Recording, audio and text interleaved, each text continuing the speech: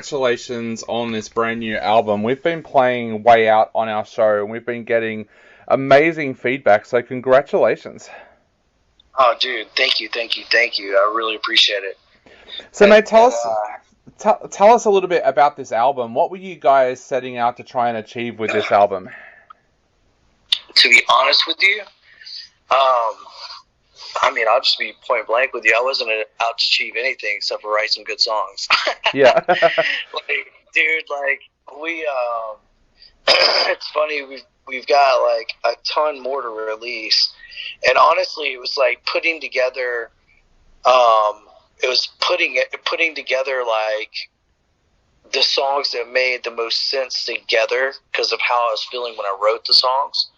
Yep. And, that was more so because, like, a lot of these songs were, like, written, like, they weren't written as one collection because I've got 21 more that are done, mixed, mastered, ready to release. But it was more so these songs together, like, what do they mean together? And I grouped a lot of the songs, like the next record that'll come out was grouped together for a certain reason. You know, like, these songs, like, they embodied what I was like. They evoke a lot of the same emotion out of each other, but just a different way of explaining it. Does that make any sense at all? Yeah, definitely.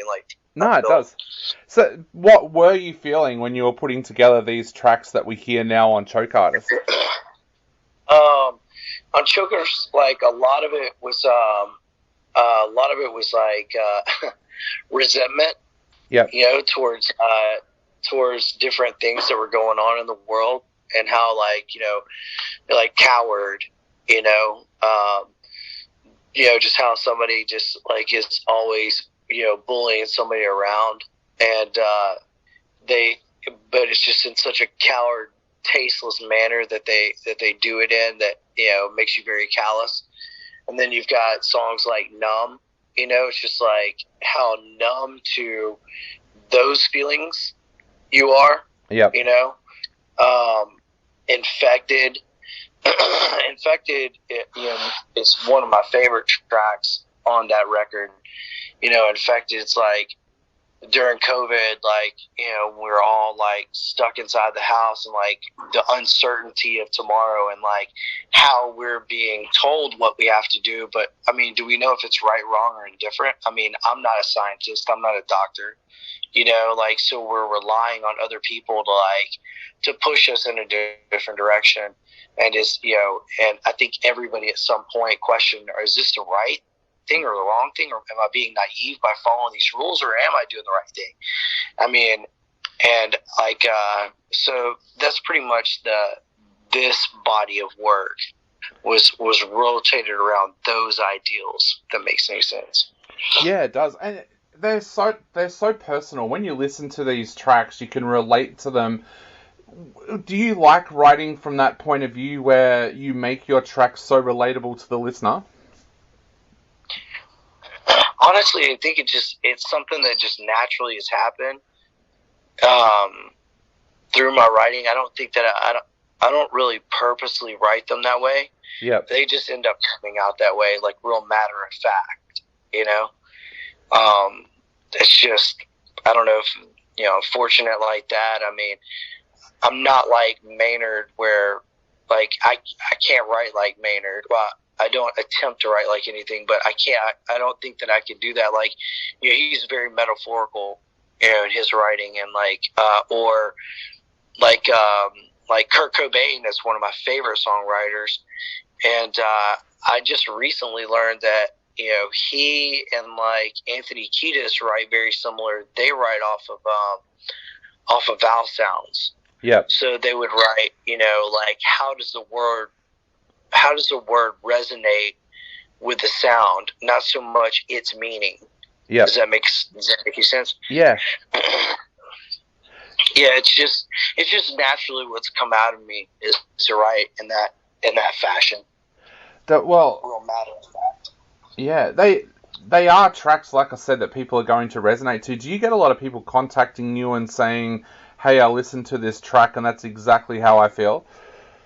Oh my God, yes, bro. Like, my DM box on Instagram is, like, firing off because of these, like these new songs. Like they're just like, whoa, like I didn't know that anybody else felt like that. I felt trapped in my own mind. Like, was this just me? I've never explored the options of asking anybody else if they feel the same way. Am I just crazy for how I think or how I feel? Crazy amounts of it. And it's, I always do my best to respond as fast as possible because, I too felt like that, and that's part of the reason for me writing music and playing music in the first place, is to be able to deliver, it's for an outlet for me to scream out to the world, this is how I feel, So yeah, it's been wild. You've got so many tracks, as you said, written at the moment. You've got another 21 to go. Did the pandemic kind of help you songwrite because you weren't out on the road and having to tour? Yeah, absolutely. What was cool was, so my attorney, Alex Poligma, which has got a sundry of other artists. I don't know if it's, attorney-client privilege that I can, say who all he's got. But he's got a ton of, like, other biggest bands out there. And he happens to be, like, a really good friend of mine. Well, he introduced me to, over his house one night, drinking wine, he introduced me to Jaden from Siler. And Jaden and I, like, hit it off, like, instantly. And Jaden and I, we decided to get together while he was in town in Nashville and write. So we wrote Bury Me. Yep. And so when we wrote Bury Me, like, he and I, like, at this point, just looked at each other and we're like, dude, we have to do a record together. And it's funny. So we planned it out. We had sent it over to Andrew Bayless, which is now producing, like, a lot of Jelly Roll stuff and a ton of other great artists. Varsity, like, he's doing a lot of, like, big stuff. Well, we sent it over to him for some guitar work, and he sent the track back. We were kind of going back and forth on it or whatever. We decided, hey, I was like, you know what, let's just do a full record. Let's just dive in. So we went in, and I'd already done some songs with the Heavy. Like I did Numb with the Heavy. What else? I did Savior with the Heavy. Which are, Jason and Jordan are amazing songwriters in of themselves. So I sat in with them. So this record's got Andrew, Jaden, Jordan, and Jason on it with me.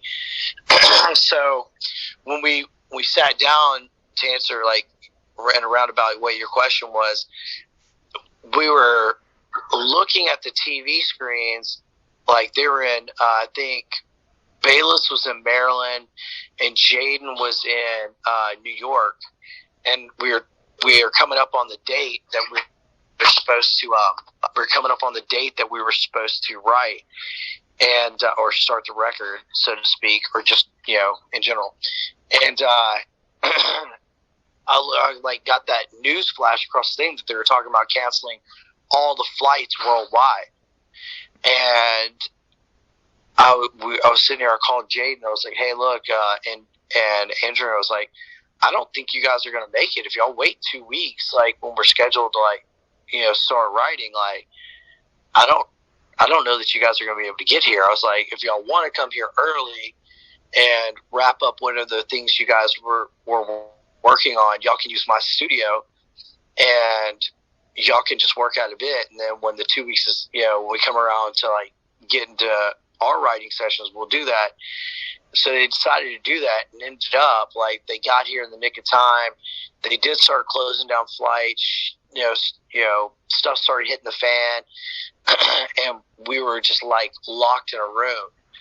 And we were in that room. We were in that house for weeks, and just going at it. So it did afford us, like, the time to be able to do that. And then that went so well that we wrote another collection of songs, like, I think, like, 8 months later, we got back in and wrote some more. Awesome. So it definitely afforded the time to be able to do it, because everybody at that point was like super free. But the first song that we wrote was Infected. Yep. You mentioned Jaden, but you've also got some other amazing guest artists on this album as well. Tell us a little bit about some of those guest artists and how those collaborations came about as well. So I met Jelly Roll through, initially I met him through an ex, because my ex was really good friends with his wife Bunny, and then Jelly and I started kicking it and ended up hanging out with my boy. I met Jack Fowler from Sleeping with Sirens, which is also playing for Jelly Roll as well. And he jumped on. He helped write the guitar part for Remedy. He did another song that hasn't come out yet with me. Then I was talking with Danny. I toured with Danny. So the last tour for us was, which we're going to start again soon. But the last tour with us was us, Shinedown, Papa Roach, and Asking Alexandria, doing like all the northern arenas. So we were bouncing between the U.S. and Canada, back and forth, pivoting, doing all the arenas up north. And Danny and I became like super tight. So he's on it. Who else is on that record? So Jaden's on it, Danny's on it, Jelly's on it. Elise? Songs that I have. Huh? Oh, yeah, Elise. So Elise is from Memphis, where I'm originally from. And she moved to Nashville, and she was over at the studio one night. She was like at my house working at the studio with Andrew on something. And we were like, hey, you mind throwing up a vocal on this? And she was like, yeah. She just ripped. She was on, I think, American Idol. She like scaled it pretty well. And she's doing real well here in Nashville, and this scene, growing herself. So she's killing. Some future stuff that we have coming out. I've got Kaylee from Rivals on a track. I got Joey from the Varsity on a track. I got myself, Tyler Carter, and Yellow Wolf on a track. Teddy Swims and I did a song together. Just wrote another one with Mitchell Tenpenny. So the country world, you'll come to find out that the country world actually is a ton of the old Warped Tour scene. Yep. A ton of the artists that are in country now come from the Warped Tour scene. It's crazy.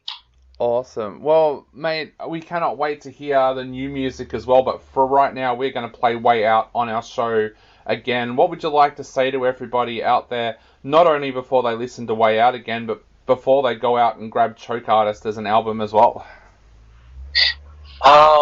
I would just say this, like, and, there's a lot of people out there that are going to, try to stand in your way at times. And my entire life has been wrapped around the fact that I don't listen to anybody. I do my own thing at all points and all times. As long as you're true to yourself and you're writing from the heart, if you're an artist, or you're painting from the heart, or you're doing carpentry work from the heart, whatever you do it from the heart. And at the end of the day, like, you can live with that. So it's not about what everybody else thinks and what everybody else wants. It's about staying true to yourself. And I know that sounds super generic, but if you've ever been in a position where you've lost and lost consistently, if you look at that pattern, I'm willing to bet that pattern came from you paying too much attention to what everybody else thought you should be instead of you, and making the decisions you should make for yourself. So don't listen to shit. Go and check out Choke Artist, pick it up. Follow the band, S.A.M, S.A.M. Hit me on my socials. I'll talk to everybody. SHI_S.A.M. And, let's rock.